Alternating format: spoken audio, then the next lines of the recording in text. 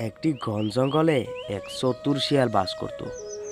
সে ছিল খুব বুদ্ধিমান, কিন্তু একটু বেশি চালাকি করত।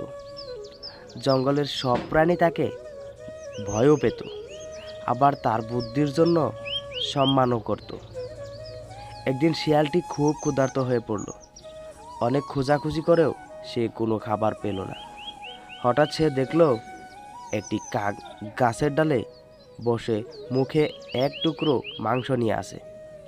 শিয়ালের মাথায় তখনই এক বুদ্ধি এলো।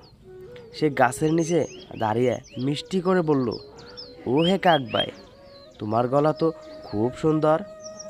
আমি শুনেছি তুমি দারুণ গান গাও, একটু গান শোনাও না। কাকটি প্রশংসা শুনে খুব খুশি হলো। সে ভাবলো, আমার গলা এত সুন্দর, তাহলে একটা গান গাওয়াই যাক। সেই কাকটি গান গাইতে মুখ খুলল। সঙ্গে সঙ্গে তার মুখ থেকে মাংসটি নিচে পড়ে গেল। শিয়ালটি দ্রুত মাংসটি কুড়িয়ে নিয়ে বলল, ধন্যবাদ কাক ভাই, তোমার গান খুব ভালো, তবে বুদ্ধি একটু কম। একথা বলে শিয়ালটি দৌড়ে পালিয়ে গেল। কাকটি তখন নিজের ভুল বুঝতে পারল এবং খুব লজ্জা পেল।